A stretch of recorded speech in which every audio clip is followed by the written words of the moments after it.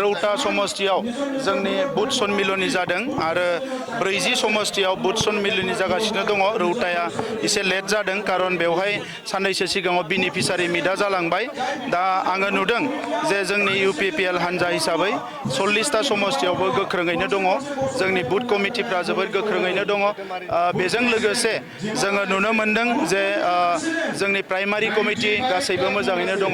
दा नंखायनो 2020 मायथाइयाव जेरैबायदि बिसायख'थि जादोंमोन बिनिख्रुइ डाबल स्पिड, डाबल एनार्जि आरो डाबल अर्गेनाइज जानानै UPPLआ फैगौ 2025 बिसायख'थियाव जों बाहागो लागोन आरो बेवहाय नोंथांमोना नुनो मोनगोन आगोलनिख्रुइ जोङो हयथ' 3 गुन बारा जोङो समष्टि देरहानानै सरकार बानायगोन। BJP आरो UPPL जथाय सरकार सालायसेयावबो दिनै BJPआ सावरायालासिनो हारसिं डिसिसन सावरायनाया बियो सोलिगासिनो दङ। जोंबो जोंनि खामानिखौ मावदों, BJPआबो BJPनि खामानिखौ मावदों। जेब्ला सम फैगोन अब्ला नायगोन। मा होनदो? बिसायख'थिनि हाद्रिया अखा हाबाय थानायावथ' गुफुंनाय नङा, जेला अखा गागोन अब्ला गुफुंगोन। बिटिसिनि डेपुटि चिफ बिथाङा मोनसे बाथ्राखौ फोरमायदों, दिनैनि समाव जुदि BJP आरो UPPLनि बायदिसिना खैफोद जायोब्ला बिनि दायनिगिरिया दिलीप शइकिया जागोन होननानै। बिथांनि बियो गावनि बुंनाय बाथ्रा, बेखौ लानानै बारा बेबायदि राजनितिनि बाथ्रा जेबो गैया। जों नुदोंमोन थांनाय बाराव हाग्रा महिलारिया हेलिकप्टार बिरहोनायनि बाथ्रा, नोंथांमोना मा जोङो गामि गामि बेरायगोन, गारि लानानै रायजोफोरजों रायज्लायगोन। BJPखौ गिदों नामा UPPLआ दिनै? बिसायख'थियाव बयबो बाहागो लायो, गिनाय गैयैनि बाथ्रा गैया, गिनांगौ होननाय जेबो थासारि गैया। जेराव जोनोम जादों, जेराव जोङो संग्राम खालामदों, जेराव रायजो राजानि खामानि मावदों, बेवहायथ' गिनायनि थासारि गैया। जि समाव गिलु बालु सिलाय बारु दङमोन बै समखौनो जों सौसिबोबाय। जि समाव जोंनि मानसिफोरखौ सोरबाया माने मेगन गोजा नायोमोन, सिलाय दिन्थियोमोन, माने नांनायनि नाङैनि फैनो नाजाफैयोमोन, दा बै समावबो जों बेखौ सौसिनानै फैबाय। दा दिनैनि समावथ' रावखौबो गिनायनि बाथ्रा गैया। सिङाव माबाफोर फुजाफोरा दाबो दङ नामा BJP आरो UPPLनि गेजेराव? सिंनि बाथ्राखौथ' दा बुंनो हानाय नङा, लासैनो बुंगोन उनाव।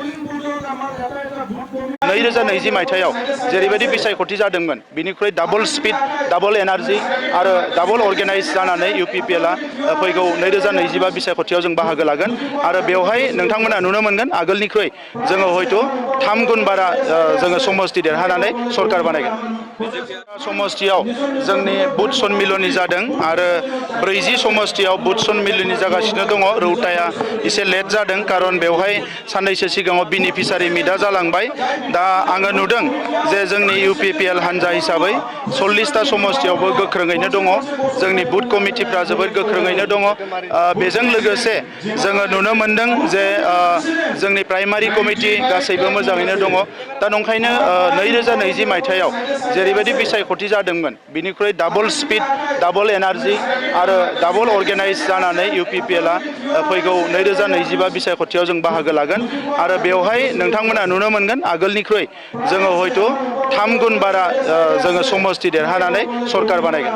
BJP आरो UPPL जथाय सरकार सालायसेयावबो दिनै BJPआ सावरायालासिनो हारसिं डिसिसन सावरायनाया बियो सोलिगासिनो दङ। जोंबो जोंनि खामानिखौ मावदों, BJPआबो BJPनि खामानिखौ मावदों। जेब्ला सम फैगोन अब्ला नायगोन। मा होनदो? बिसायख'थिनि हाद्रिया अखा हाबाय थानायावथ' गुफुंनाय नङा, जेला अखा गागोन अब्ला गुफुंगोन। बिटिसिनि डेपुटि चिफ बिथाङा मोनसे बाथ्राखौ फोरमायदों, दिनैनि समाव जुदि BJP आरो UPPLनि बायदिसिना खैफोद जायोब्ला बिनि दायनिगिरिया दिलीप शइकिया जागोन होननानै। बिथांनि बियो गावनि बुंनाय बाथ्रा, बेखौ लानानै बारा बेबायदि राजनितिनि बाथ्रा जेबो गैया। जों नुदोंमोन थांनाय बाराव हाग्रा महिलारिया हेलिकप्टार बिरहोनायनि बाथ्रा, नोंथांमोना मा जोङो गामि गामि बेरायगोन, गारि लानानै रायजोफोरजों रायज्लायगोन। BJPखौ गिदों नामा UPPLआ दिनै?